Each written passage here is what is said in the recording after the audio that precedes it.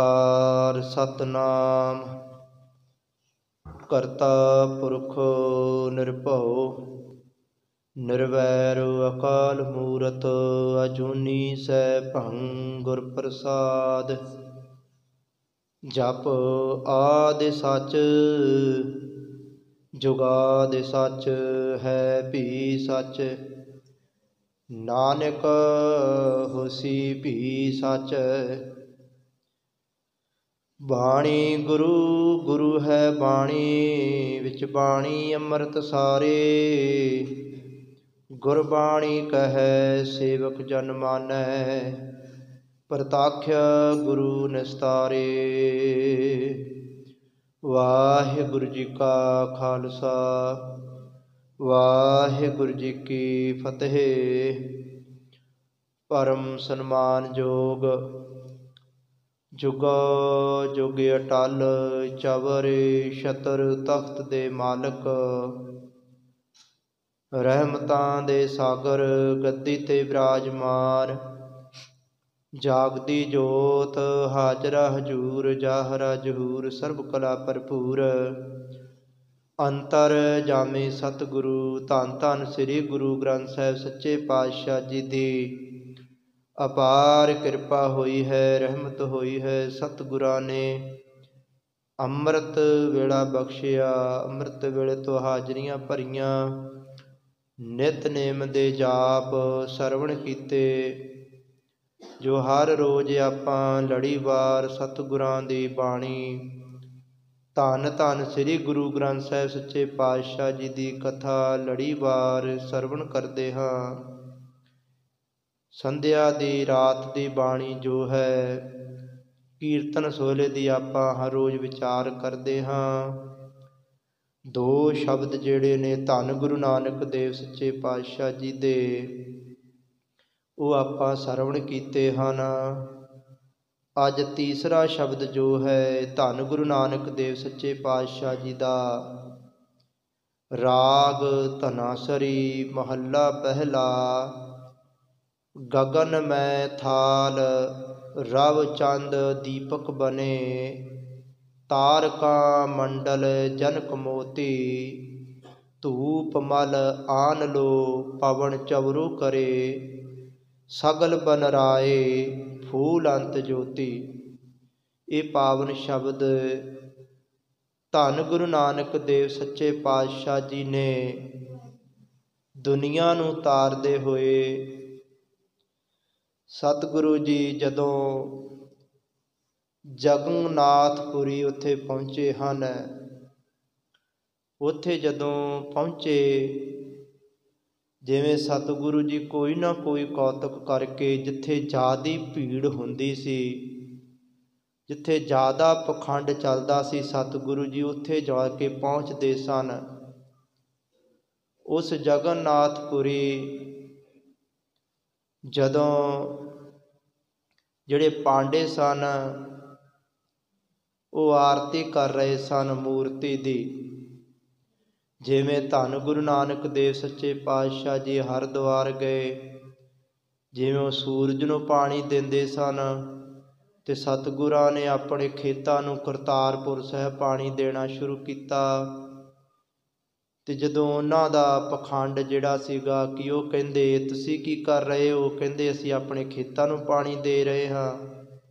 ਉਹ ਕਹਿੰਦੇ ਇਸ ਤਰ੍ਹਾਂ ਪਹੁੰਚ ਜਾਏਗਾ, ਤੇ ਕਹਿੰਦੇ ਜਿਹੜੇ ਤੁਸੀਂ ਸੂਰਜ ਨੂੰ ਪਾਣੀ ਦੇ ਰਹੇ ਹੋ ਉੱਥੇ ਪਹੁੰਚ ਜਾਏਗਾ, ਤੇ ਕਰੋੜਾਂ ਦੂਰ ਹੈ।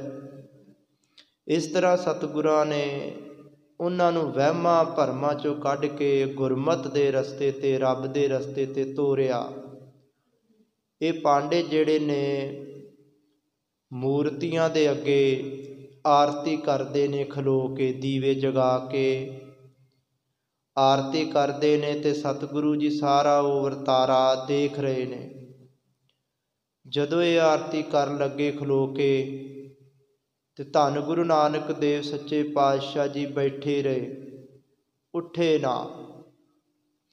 ਜਦੋਂ ਆਰਤੀ ਹੋ ਗਈ ਤੇ ਉਹਨਾਂ ਪਾਂਡਿਆਂ ਨੇ ਪੰਡਤਾਂ ਨੇ ਕਿਹਾ, ਕਹਿੰਦੇ ਕਿ ਤੁਸੀਂ ਲੱਗਦੇ ਤਾਂ ਬਾਣਾ ਜਿਹੜਾ ਹੈ ਸਾਧੂਆਂ ਵਾਲਾ ਪਾਇਆ ਹੋਇਆ ਹੈ, क्योंकि तुहाडा जिहड़ा अंदरला कर्म है वो साधुआं वाला नहीं है।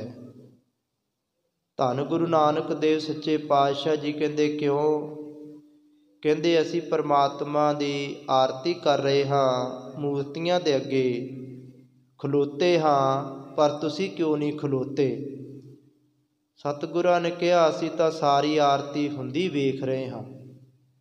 भाव कि जिहड़ी तुसी खलो के आरती कर रहे हो तो परमात्मा खुद ही सारी अपनी आरती कर रहा है। वो कहते किवें?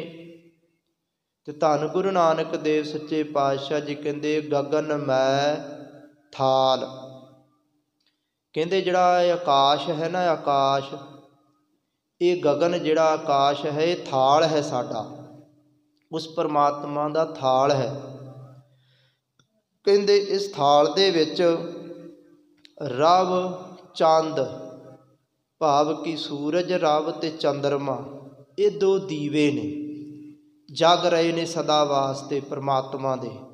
दीपक बने, ये दीवे बने हुए ने। जिवें आकाश है कि जिवें सारे बने देखो तो गोल दिसदा, इसी तरह जिहड़ा तुहाडा थाल है गोल है, ते आकाश भी जिहड़ा गगन है भी गोल है।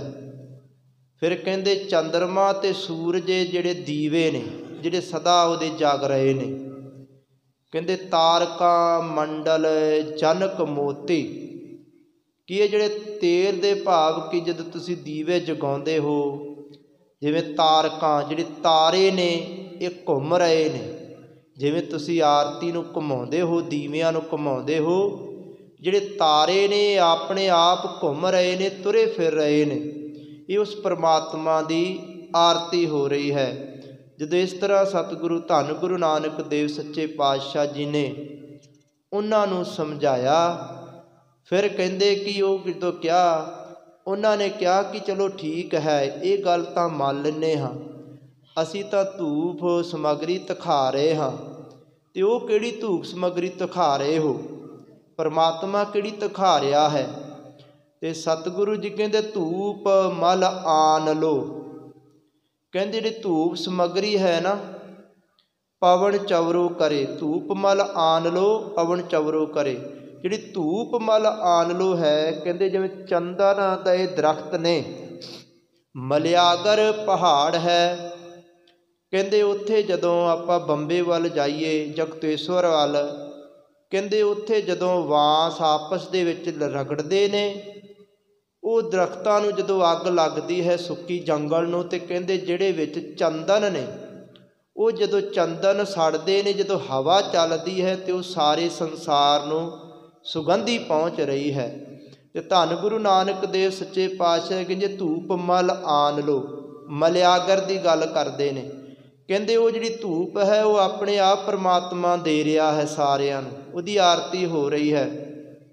कहते साडे कोले चौर है, तुसीं चौर किहड़ा करदे हो? फिर तो धन गुरु नानक देव सच्चे पातशाह जी कहते तुसीं छोटे छोटे चौर फड़े ने, बा जिहड़ी पवन हवा है ये चौर कर रही है। जदों हवा फिरदी है जिन्ने भी दरख्त ने ये सारे हिलदे ने, ते कहते उस बनस्पति की सारी उन्होंने चौर हो रही है।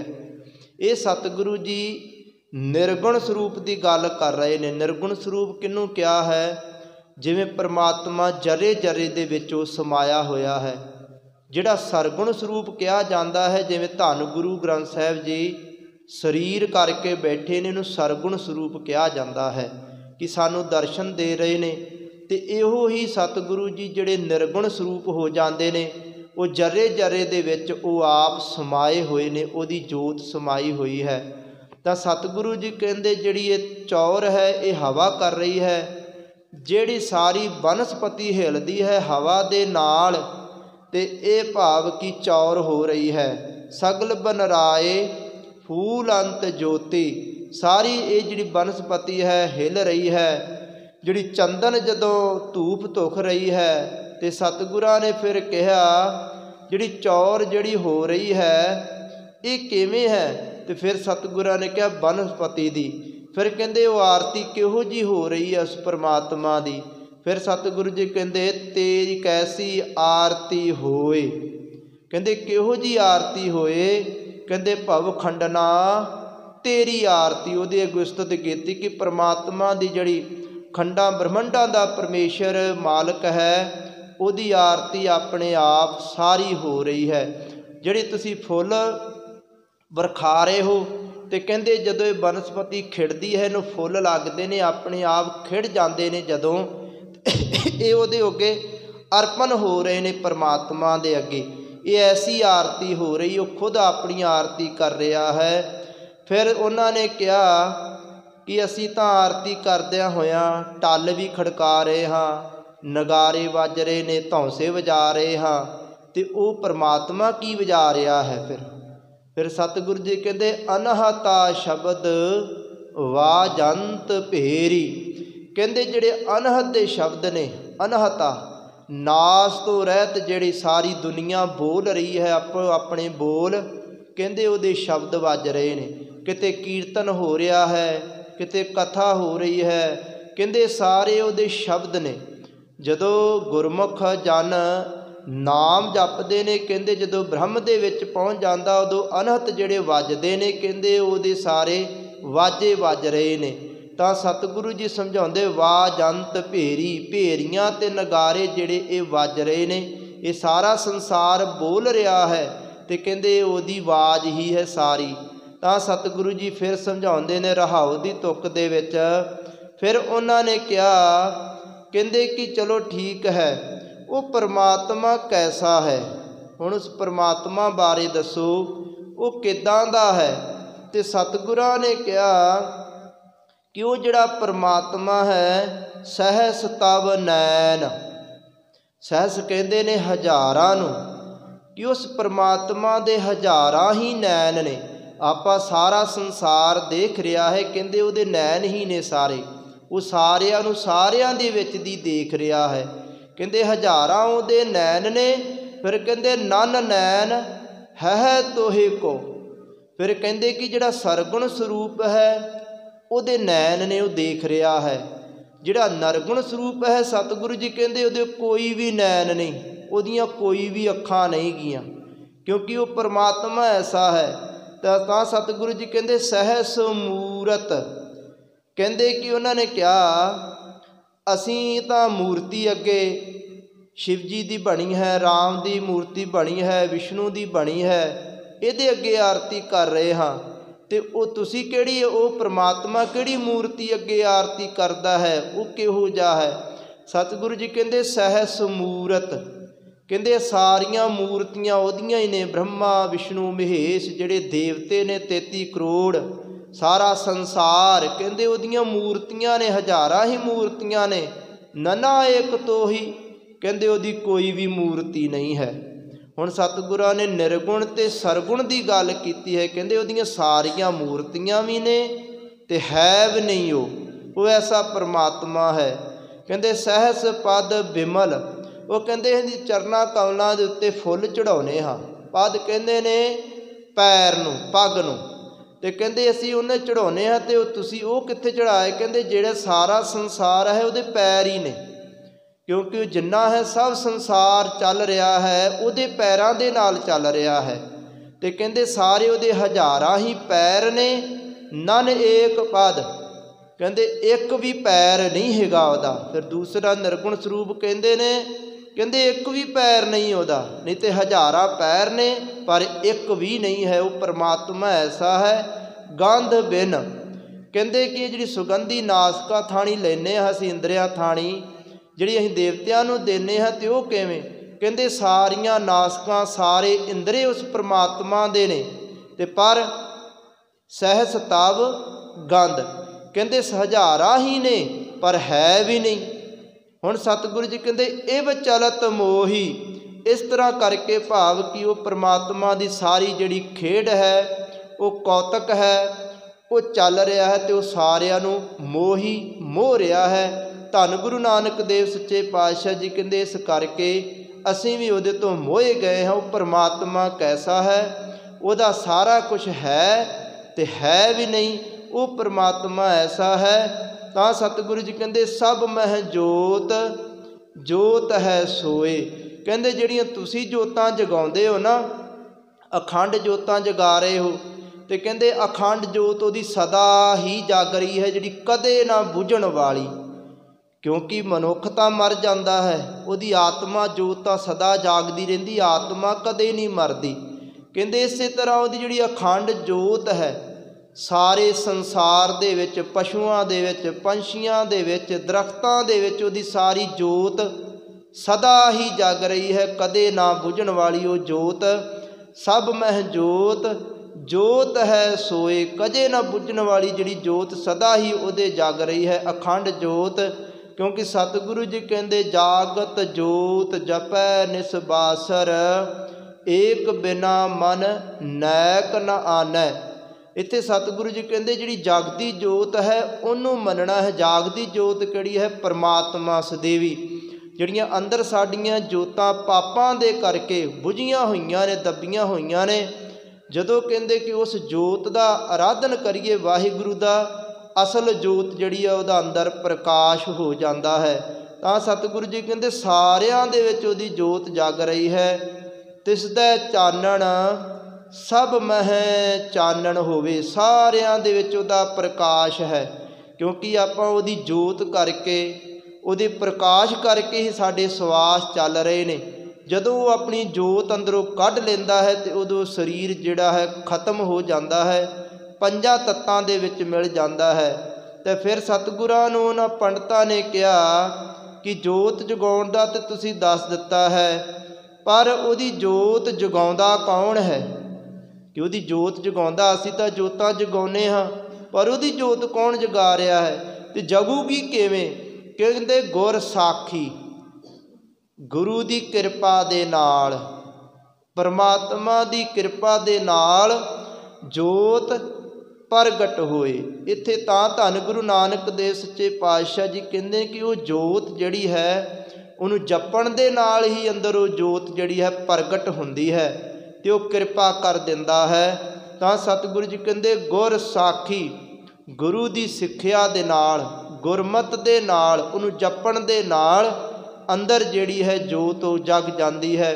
ਗੁਰਬਾਣੀ ਸੁਣਨ ਦੇ ਨਾਲ, ਕਥਾ ਸੁਣਨ ਦੇ ਨਾਲ, ਕੀਰਤਨ ਸੁਣਨ ਦੇ ਨਾਲ ਹੌਲੀ ਹੌਲੀ ਜਦੋਂ ਪ੍ਰਮਾਤਮਾ ਦੇ ਨਾਲ ਪਿਆਰ ਪੈਂਦਾ ਹੈ, ਉਹ ਆਪਣੇ ਆਪ ਜਿਹੜਾ ਵਾਹਿਗੁਰੂ ਹੈ ਉਹ ਜੋਤ ਜਗਾ ਦਿੰਦਾ, ਕਿਰਪਾ ਹੋ ਜਾਂਦੀ ਹੈ। ਸਤਿਗੁਰੂ ਜੀ ਅੱਗੇ ਫਿਰ ਉਹ ਪੁੱਛਦੇ ਨੇ, ਕਹਿੰਦੇ ਜਦੋਂ ਅਸੀਂ ਥਾਲ ਫੇਰਦੇ ਹਾਂ ਤੇ ਆਕਾਸ਼ ਦੇ ਵਿੱਚ ਥਾਲ ਕਿਵੇਂ ਫਿਰਦਾ ਹੈ? ਤੇ ਸਤਿਗੁਰੂ ਜੀ ਕਹਿੰਦੇ ਉਹ ਆਪ ਹੀ ਆਪਣਾ ਥਾਲ ਫੇਰ ਰਿਹਾ ਹੈ। ਕਹਿੰਦੇ ਜੋ ਤਿਸ ਭਾਵੈ ਸੋ ਆਰਤੀ ਹੋਏ, ਜਿਵੇਂ ਉਹਨੂੰ ਭਾ ਰਿਹਾ ਹੈ ਉਵੇਂ ਉਹ ਹਵਾ ਚਲਾਉਂਦਾ ਹੈ। ਜਦੋਂ ਉਹਨੂੰ ਭਾਉਂਦਾ ਹੈ ਉਹ ਮੀਂਹ ਪਾ ਦਿੰਦਾ ਹੈ। ਜਦੋਂ ਉਹ ਭਾਉਂਦਾ ਹੈ ਜੰਗਲਾਂ ਵਿੱਚ ਅੱਗ ਲੱਗ ਜਾਂਦੀ ਹੈ ਤੇ ਸੁਗੰਧੀ ਆਉਣ ਲੱਗ ਜਾਂਦੀ ਹੈ। ਕਹਿੰਦੇ ਉਹ ਆਪਣੇ ਆਪ ਖੁਦ ਆਪਣੀ ਆਰਤੀ ਕਰ ਰਿਹਾ ਹੈ। ਤਾਂ ਸਤਿਗੁਰੂ ਜੀ ਕਹਿੰਦੇ ਹਰ ਚਰਨ ਕਮਲ ਮਕਰੰਦ ਲੋਭਿਤ ਮਨੋ, ਕਹਿੰਦੇ ਸੁਗੰਧੀ ਜਿਹੜੀ ਹੈ ਇਸੇ ਤਰ੍ਹਾਂ ਪ੍ਰੇਮ ਰੂਪੀ ਜਿਹੜੇ ਚਰਨ ਨੇ ਭੌਰਾ ਬਣ ਕੇ ਕਹਿੰਦੇ ਉਹਦੇ ਅੱਗੇ ਆਰਤੀ ਕਰਿਆ ਕਰੋ। ਇਸ ਤਰ੍ਹਾਂ ਸਤਿਗੁਰਾਂ ਨੇ ਕਿਹਾ ਕਿ ਜਦੋਂ ਪ੍ਰੇਮ ਹਰ ਚਰਨ, ਉਹਦੇ ਪ੍ਰੇਮ ਰੂਪੀ ਚਰਨ, ਭਾਵਨਾ ਅੰਦਰ ਭਾਵਨਾ ਹੋਣੀ ਚਾਹੀਦੀ ਹੈ। ਚਰਨ ਕਵਲ ਮੁਕਰੰਦ ਲੋਭਿਤ ਮਨੋ, ਕਹਿੰਦੇ ਇਸ ਤਰ੍ਹਾਂ ਲੋਭਿਆ ਜਾਵੇ, ਮਨ ਮੋਹਿਆ ਜਾਵੇ ਕਿ ਪ੍ਰਮਾਤਮਾ ਦੇ ਨਾਲ ਇੰਨਾ ਪਿਆਰ ਹੋ ਜਾਵੇ, ਅਨ ਦਿਨੋਂ ਮੋਹੀ ਪਿਆਸਾ। ਤਾਂ ਸਤਿਗੁਰੂ ਜੀ ਕਹਿੰਦੇ ਦਿਨ ਰਾਤ, ਅਨ ਦਿਨ, ਕਹਿੰਦੇ ਦਿਨ ਰਾਤ ਜਿਹੜੀ ਸਾਡੀ ਉਹਨੂੰ ਪਿਆਸ, ਮੇਰੀ ਪਿਆਸ ਲੱਗੀ ਉਸ ਪਰਮਾਤਮਾ ਦੀ, ਇਸ ਕਰਕੇ ਇਹ ਜੀਵ ਤੇਰੇ ਅੰਦਰ ਵੀ ਉਹਦੀ ਪਿਆਸ ਲੱਗੇ। ਇਸੇ ਤਰ੍ਹਾਂ ਹਰ ਚਰਨ, ਉਹਦੇ ਚਰਨਾਂ ਦੇ ਵਿੱਚ ਉਹਦਾ ਧਿਆਨ ਤੇਰਾ ਲੱਗਿਆ ਰਵੇ। ਮੁਕਰੰਦ ਲੋਭਿਤ ਮਨੋ, ਇਸੇ ਤਰ੍ਹਾਂ ਜਿਹੜੀ ਸੁਗੰਧੀ ਹੈ ਤੇਰੇ ਅੰਦਰ ਆਉਣ ਲੱਗ ਜਾਵੇ। ਨਾਮ ਦੇ ਨਾਲ ਤੇਰੇ ਤੇ ਕਿਰਪਾ ਹੋਵੇ। ਅਨ ਦਿਨੋਂ ਮੋਹੇ ਆਹੀ ਪਿਆਸਾ, ਧੰਨ ਗੁਰੂ ਨਾਨਕ ਦੇਵ ਸੱਚੇ ਪਾਤਸ਼ਾਹ ਜੀ ਕਹਿੰਦੇ ਦਿਨ ਰਾਤ ਉਸ ਪਰਮਾਤਮਾ ਨੇ ਦਾਮ ਦੀ ਮੈਨੂੰ ਪਿਆਸ ਲੱਗੀ ਹੋਈ ਹੈ, ਮੈਂ ਉਹਦੇ ਵਿੱਚ ਰੁੱਝਿਆ ਹੋਇਆ ਹਾਂ। ਉਹ ਆਪ ਆਰਤੀ ਸਭ ਕਰ ਰਿਹਾ ਹੈ। ਦਿਨਸ ਪਿਆਸੀ ਦਰਸ਼ਨ ਪਿਆਸੀ ਦਿਨਸ ਰਾਤ, ਚਿਤਵੋ ਅਨ ਦਿਨ ਨੀਤ, ਕਹਿੰਦੇ ਦਰਸ਼ਨਾਂ ਦੀ ਪਿਆਸ ਦਿਨ ਰਾਤ ਲੱਗੀ ਹੈ। ਦਿਨ ਰਾਤ ਉਹਨੂੰ ਚਿਤ ਰਿਹਾ ਹਾਂ, ਯਾਦ ਕਰ ਰਿਹਾ ਹਾਂ। ਕਿਰਪਾ ਜਲ ਦੇਹ ਨਾਨਕ ਸਾਰੰਗ ਕੋ, ਹੋਏ ਜਾਤੇ ਤੇਰੇ ਨਾਏ ਵਾਸਾ। ਕਹਿੰਦੇ ਕਿ ਉਹਦੇ ਅੱਗੇ ਅਰਦਾਸ ਕਰ ਕਿ ਮੈਨੂੰ ਜਲ ਜਿਹੜਾ ਹੈ ਬਖਸ਼, ਕਿਹੜਾ? ਨਾਮ ਦਾ, ਅੰਮ੍ਰਿਤ ਦਾ ਜਲ ਬਖਸ਼, ਮੇਰੇ ਤੇ ਕਿਰਪਾ ਦਾ ਜਲ ਬਖਸ਼, ਐਸੀ ਕਿਰਪਾ ਕਰ। ਨਾਨਕ ਸਾਰੰਗ ਕਉ। ਸਾਰੰਗ ਕਹਿੰਦੇ ਨੇ ਬਬੀਹੇ ਨੂੰ। ਜਿਵੇਂ ਬਬੀਹਾ ਜਦੋਂ ਬੋਲਦਾ ਹੈ, ਬਬੀਹਾ ਉਦੋਂ ਕਹਿੰਦੇ ਜਦੋਂ ਮੀਂਹ ਪੈਂਦਾ ਹੈ ਨਾ, ਮੀਂਹ ਦੇ ਵਿੱਚੋਂ ਇੱਕ ਬੂੰਦ ਉਹਦੇ ਸਿਰ ਦੇ ਵਿੱਚ ਪੈਂਦੀ ਹੈ, ਉਹਦਾ ਜਿਹੜਾ ਹੈ ਇੱਕ ਚੁੰਝ ਵਾਲਾ ਮੂੰਹ, ਇੱਕ ਉਹਦੇ ਸਿਰ ਦੇ ਵਿੱਚ ਮੋਰੀ ਹੁੰਦੀ ਹੈ। ਉਹ ਜਿੰਨਾ ਮਰਜ਼ੀ ਪਾਣੀ ਪੀ ਲਵੇ ਉਹਦੀ ਪਿਆਸ ਨਹੀਂ ਬੁਝਦੀ ਬਬੀਹੇ ਦੀ। ਤੇ ਕਹਿੰਦੇ ਕਿ ਜਦੋਂ ਮੀਂਹ ਪੈਂਦਾ ਹੈ ਤੇ ਸਵਾਂਤੀ ਬੂੰਦ ਆਉਂਦੀ ਹੈ ਇੱਕ, ਉਹਦੇ ਜੋ ਸਿਰ ਦੇ ਵਿੱਚ ਉਹ ਪੈਂਦੀ ਹੈ, ਪਰਮਾਤਮਾ ਦੀ ਖੇਡ ਐਸੀ ਹੈ, ਉਹਦੀ ਫਿਰ 6 ਮਹੀਨੇ ਜਿਹੜੀ ਹੈ ਪਿਆਸ ਬੁੱਝੀ ਰਹਿੰਦੀ, ਇਹਨੂੰ ਪਾਣੀ ਦੀ ਪਿਆਸ ਨਹੀਂ ਲੱਗਦੀ। ਤਾਂ ਧੰਨ ਗੁਰੂ ਨਾਨਕ ਦੇਵ ਸੱਚੇ ਪਾਤਸ਼ਾਹ ਜੀ ਕਹਿੰਦੇ ਜਿਵੇਂ ਬਬੀਹੇ ਦੀ ਪਿਆਸ ਬੁੱਝਦੀ ਹੈ, ਐਸੀ ਮੇਰੇ 'ਤੇ ਵੀ ਕਿਰਪਾ ਕਰੋ। ਨਾਮ ਦੀ ਜਿਹੜੀ ਸਵਾਂਤੀ ਬੂੰਦ ਮੈਨੂੰ ਵੀ ਦੇ। ਹੋਏ ਜਾਤੇ ਤੇਰਾ ਨਾਏ ਵਾਸਾ। ਜਿਹੜਾ ਤੇਰਾ ਨਾਮ ਹੈ ਉਹਦਾ ਨਿਵਾਸ ਮੇਰੇ ਹਿਰਦੇ ਦੇ ਵਿੱਚ ਹੋ ਜਾਵੇ, ਮੇਰੇ 'ਤੇ ਕਿਰਪਾ ਕੀਤੀ ਜਾਵੇ। ਕਿਉਂਕਿ ਜਿਹੜੀ ਆਰਤੀ ਕਰਦੇ ਹਾਂ, ਹਰਿਮੰਦਰ ਸਾਹਿਬ ਆਰਤੀ ਹੁੰਦੀ ਹੈ, ਹਜ਼ੂਰ ਸਾਹਿਬ ਆਰਤੀ ਹੁੰਦੀ ਹੈ, ਪਰ ਇੱਥੇ ਜਿਹੜੀ ਸਤਿਗੁਰਾਂ ਨੇ ਉਹਨਾਂ ਨੂੰ ਤਾਂ ਖੰਡਨ ਕੀਤਾ ਕਿ ਉਹ ਮੂਰਤੀਆਂ ਦੇ ਅੱਗੇ ਆਰਤੀ ਕਰ ਰਹੇ ਸਨ। ਕਿਉਂਕਿ ਕਹਿੰਦੇ ਤੁਸੀਂ ਮੂਰਤੀਆਂ ਅੱਗੇ ਨਿਰਗੁਣ ਕਰਤੇ ਦੇ ਅੱਗੇ, ਭਾਵ ਕਿ ਜਿਹੜੀ ਕਿਰਤ ਦੇ ਅੱਗੇ ਆਰਤੀ ਕਰ ਰਹੇ ਹੋ, ਜਿਹੜੀ ਨਾਸਵੰਦ ਚੀਜ਼ ਹੈ, ਮੂਰਤੀਆਂ ਤੇ ਨਾਸ ਹੋ ਜਾਣਗੀਆਂ। ਤਾਂ ਸਤਿਗੁਰਾਂ ਨੇ ਕਿਹਾ ਕਿ ਤੁਸੀਂ ਜਿਹੜਾ ਨਿਰਗੁਣ ਸਰੂਪ ਪਰਮਾਤਮਾ ਦਾ ਹੈ ਉਹਦੇ ਅੱਗੇ ਆਰਤੀ ਕਰਨੀ ਹੈ। ਜਿਵੇਂ ਗੁਰਮਤਿ ਦੇ ਵਿੱਚ ਆਰਤੀ ਕਹੀ ਹੈ, ਧੰਨ ਗੁਰੂ ਗ੍ਰੰਥ ਸਾਹਿਬ ਜੀ ਦੇ ਅੱਗੇ ਖਲੋ ਕੇ ਆਰਤੀ ਕਰਨੀ, ਬੈਠ ਕੇ ਆਰਤੀ ਕਰਨੀ, ਕਿ ਰੱਬ ਦੀ ਆਰਤੀ ਕਰਨੀ ਹੈ, ਮੂਰਤੀਆਂ ਦੇ ਅੱਗੇ ਆਰਤੀ ਨਹੀਂ ਕਰਨੀ। ਜਿਹੜੀ ਜੜ ਨੇ ਉਹ ਜੜ ਨੇ, ਭਾਵ ਕਿ ਮੂਰਤੀਆਂ ਨਾ ਬੋਲਦੀਆਂ ਨਾ ਕੁਛ ਦਿੰਦੀਆਂ ਨੇ। ਕਿਉਂਕਿ ਜੋ ਪਾਥਰ ਕੇ ਪਾਈ ਪਾਏ ਤਿਸਕੀ ਘਾਲ ਅਜਾਈ ਜਾਏ। ਕਹਿੰਦੇ ਜਿਵੇਂ ਸ਼ਿਵਲਿੰਗ ਦੇ ਉੱਤੇ ਪਾਣੀ ਪਾਉਂਦੇ ਨੇ, ਦੁੱਧ ਪਾਉਂਦੇ ਨੇ ਪੱਥਰ 'ਤੇ, ਇਹ ਤਾਂ ਗੁਰੂ ਗ੍ਰੰਥ ਸਾਹਿਬ ਸੱਚੇ ਪਾਤਸ਼ਾਹ ਜੀ ਦੀ ਬਾਣੀ ਦੀ ਵਿਰੋਧਤਾ ਹੁੰਦੀ ਹੈ। ਕਹਿੰਦੇ ਜੋ ਪਾਥਰ ਕੇ ਪਾਈ ਪਾਏ ਤਿਸਕੀ ਘਾਲ ਅਜਾਈ ਜਾਏ। ਕਹਿੰਦੇ ਭਾਵੇਂ ਹਜ਼ਾਰਾਂ ਸਾਲ ਪਾਣੀ ਪਾਈ ਜਾ, ਪੱਥਰ ਤੇ ਪੱਥਰ ਹੀ ਰਹਿਣਾ ਹੈ। ਇਸ ਕਰਕੇ ਮੂਰਤੀਆਂ ਤੇ ਮੂਰਤੀਆਂ ਜੜ ਹੀ ਰਹਿਣੀਆਂ ਨੇ। ਪਰ ਇਸ ਕਰਕੇ ਜਿਹਦਾ ਨਾਮ ਜਪਣਾ ਹੈ, ਕਹਿੰਦੇ ਰਮਿਆ ਹੋਏ ਰਾਮ ਦਾ ਨਾਮ ਜਪੋ। ਜਿਹੜਾ ਕ੍ਰਿਸ਼ਨ ਹੈ, ਜਿਹੜਾ ਸਦੀਵੀ ਅਕਾਲ ਪੁਰਖ ਆਪ ਹੈ, ਉਹਦਾ ਨਾਮ ਜਪੋ ਤੇ ਉਹ ਤੁਹਾਨੂੰ ਸਭ ਕੁਝ ਦੇਗਾ। ਇਹਨਾਂ ਚੀਜ਼ਾਂ ਦਾ ਸਤਿਗੁਰਾਂ ਨੇ ਖੰਡਨ ਕੀਤਾ ਹੈ। ਨਿਰਗੁਣ ਸਰੂਪ ਦੇ ਵਿੱਚ ਸਾਰੀ ਆਰਤੀ ਹੋ ਰਹੀ ਹੈ, ਸਰਗੁਣ ਸਰੂਪ ਦੇ ਵਿੱਚ ਪਰਮਾਤਮਾ ਦੀ ਆਰਤੀ ਜਿਵੇਂ ਹਰਿਮੰਦਰ ਸਾਹਿਬ ਹੁੰਦੀ ਹੈ, ਹੋਰ ਗੁਰੂ ਧਾਮਾਂ 'ਤੇ ਆਰਤੀ ਹੁੰਦੀ ਹੈ।